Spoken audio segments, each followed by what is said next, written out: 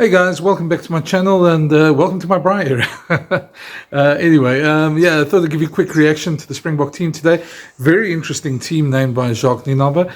Of course, influenced by the injuries to the Kanye Andre Pollard, Elton Yankees, and of course Peter Steph du Toit. Now, I think Andre and Peter Steph both didn't have the greatest games. The Kanye is obviously a class act. He never seems to have a bad game. And Elton was rather unfortunate. Losing both your fly-offs in the week before a test like this is never a great thing. So, just going to talk a bit about that. So just looking at the team selection, I think first of all, I think we've got to worry about when are we going to get those guys back? How long are they out for? Because as it's looking at the moment, it could be quite an interesting 2 weeks against Argentina to conclude the Rugby Championship this year, especially with their form in New Zealand. So obviously it's never nice to lose players, but on the other hand, I suppose you've got to look at it as an opportunity that it gives the Springbok coaches and the management group a chance to blood out the players. And now they've gone in with Damian Willemse at fly-off, which is a good and an interesting choice because, look, I mean, there was nobody really left. So that's why I think it sort of forced them to go with a 5-3 split on the bench again. I think it sort of forced them, Damien was the only one really left around there. They didn't have anybody else in the squad. And Frans Steyn would have to cover the position on the bench. So I think they felt that having somebody like Warwick Galant cover the backline positions as well gave them just a little bit of extra flexibility. And that's why Warwick's not there, which meant that they probably had to play Canan Moodie, which is in the long term might not be a bad thing either. I just think it's on paper the team could be exciting, but there's quite a few risks that they're taking in naming that team. Those risks, of course, somewhat they can't really avoid given the injuries that they've got. But given the public outcry and the sort of frustration at the way the Boks played against the Wallabies last weekend, it's quite understandable that some changes would have been made. Although, if you look at it, they've basically changed the entire spine of the team. So, and that's quite a bit of a worry as well. That 2, 8, 9, 15, 8, 9, 10, 12, 15, that the spine of the team is, that's all changed. So that's going to be quite interesting. It could work out, and of course it could backfire.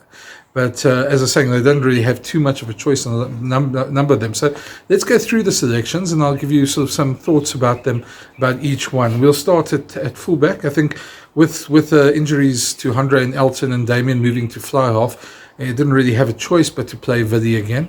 That's the one thing. I think he's Mr. Dependable. I know a lot of South Africans have changed their sort of feeling about Vili, and he's really coming to his own this season with a lot more freedom in his role off the bench.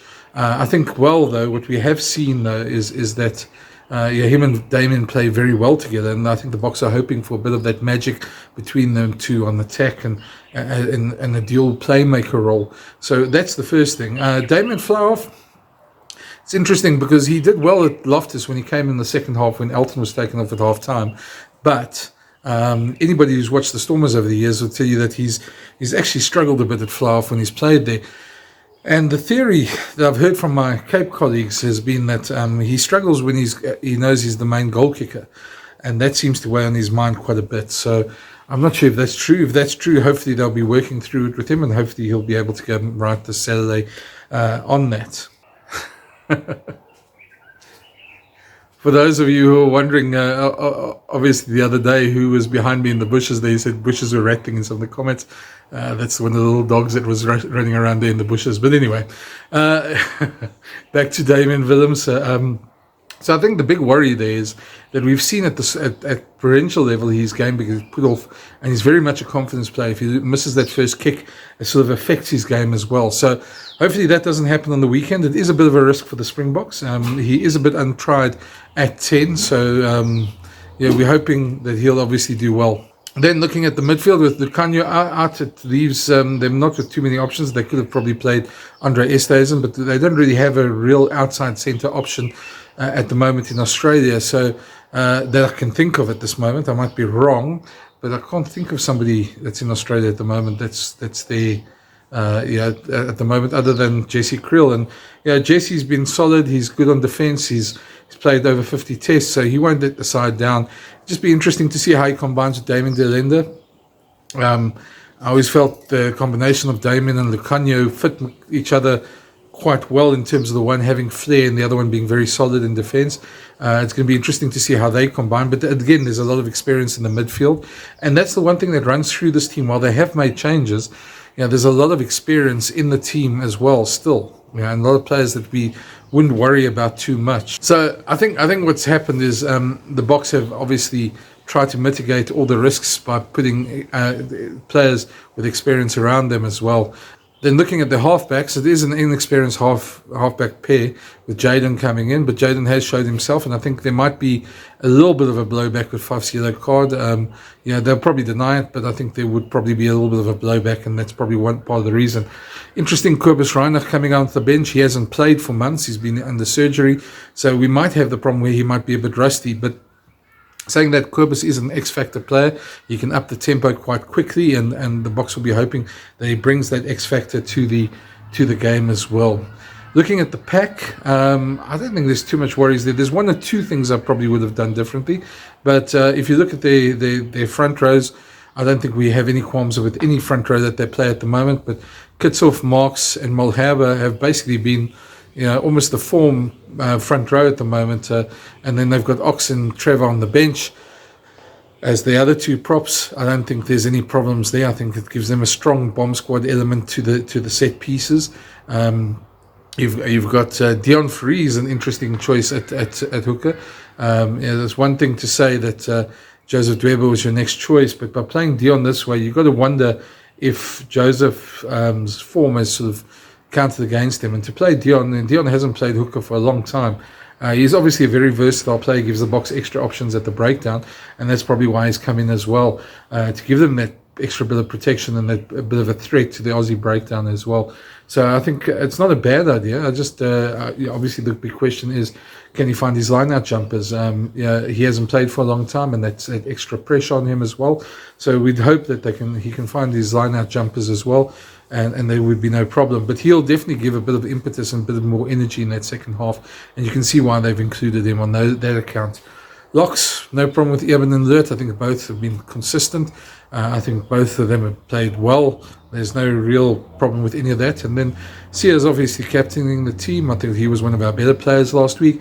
And then Jasper coming back in at 8. I know they've been trying to manage him, a bit of his game time, because he played a lot for Leicester as well. So the last 2 weeks they played Dwayne as well. So they're juggling those two. The interesting thing is that Dwayne is on the bench as well, which makes with Quagga as the two forward options, which there's no lock option, but with Franco Mostert at 7, he'll obviously move to lock at in the second half if that's the case. He's got an incredible work rate.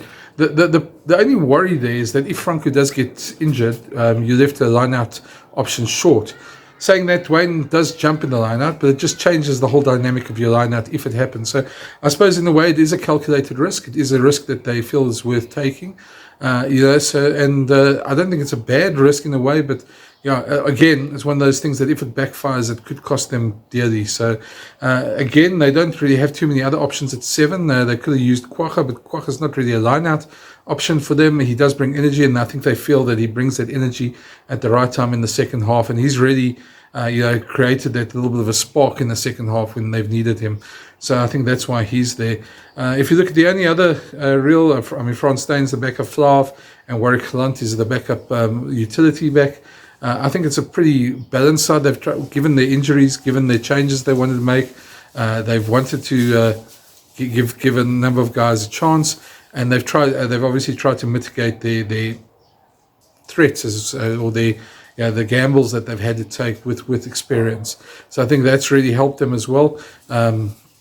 I don't think it's a bad side, but I think there's an element that they can obviously explode as a team, and there's an element that it can backfire as well. But if they do get it right and they do explode it, I think it's an amazing opportunity. It's a very attacking team. It's a team that can run havoc, cause havoc if they get the ball right.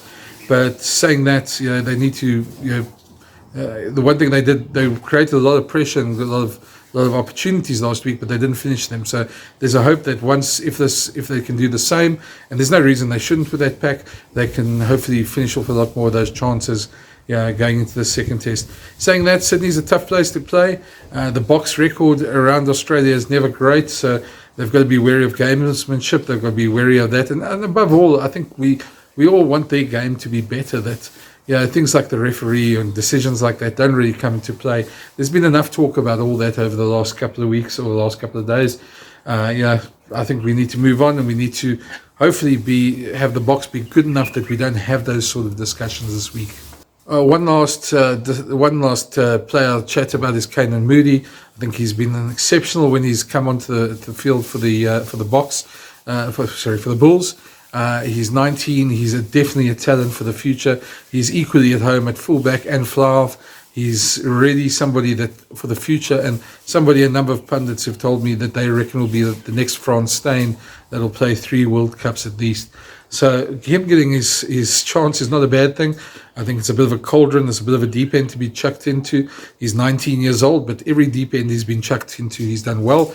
So I'm hoping he does the same with the Springbok debut. One thing is for sure, he's an incredible talent, and if he does get the ball in space, he'll definitely make it count. The Boks have got some problems at the wing, and I think with the fact it's all this is obviously compounded by the fact that URC is not being played at the moment. So I think the sooner we get to that point where URC and there's other rugby being played at the same time, their options will be a lot better. Anyway, that's my thoughts on the team. It is a bit of a gamble. It is a calculated gamble, and it is a team that, if they hit their straps, can be very exciting as well. I've watched the debates on Twitter over the last couple of days. I think this Bok team isn't succumbing to the pressure, the management team. I think they know what they're doing. If you go and look at it, Jacques Nienaber said before the tour that he would make a bunch of changes going into the second test as well, and that a number of the fringe players would get their chance. So this is nothing more than them really fulfilling that promise that they've done the entire time. I find it quite funny at times with people predicting and taking credit for some of the changes. I think this has been on the cards for a while. And the way I know the Bok team as well, a lot of these changes would have been discussed before they even left South Africa, and the players would have been on board with it all. So I don't think there's been too much of a knee-jerk reaction from last week. I think if anything, it's probably been more injury enforced.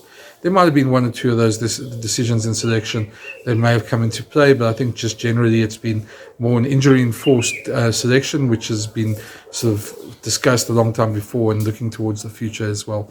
Will it be good enough? I don't know. We'll have to wait and see. They obviously believe it will be. They believe it's a team that can win in Sydney. So let's hope they know what they're doing, and let's hope they get it right. I think on behalf of all Bok fans, I think everybody's hoping the Boks can turn it around, and I don't think there's that far of a distance for them to go. I think it's just more convert the chances that you have and be a lot more clinical in your play. I think there's been a number of videos. I think of those Super Sport videos, Nick Mallet and Sways the Brain, very informative videos. If you haven't gone to watch them, go watch them. Just some of the options we've taken has been poor as well on the field as well. So we need to improve. The Boks need to improve a lot on this. The times again, it's one less test towards the World Cup, so there's a lot of scrutiny on this, and hoping this team will put in a performance that win or lose can make South Africans proud. And I think there's a lot of cause for optimism, and there's a bit of nerves as well in terms of this team selection. But hey, all the players in the squad need to be able to execute the game plan, and they need to be able to carry it out as well. So those are the same things. They need to make it count when they get the chances, I think, is more what I meant to say. Shows you when you talk, you say the same things, you say it different ways. But anyway, hope you enjoyed the video. If you haven't already, please go subscribe. It's been a pleasure making these, and I'll try and make some more. And leave your comments below. It's always interesting to see what you say. I try to get to a lot of them as well. So leave your comments and I'll answer. Otherwise, let's look at the selection and look forward to the test. Cheers.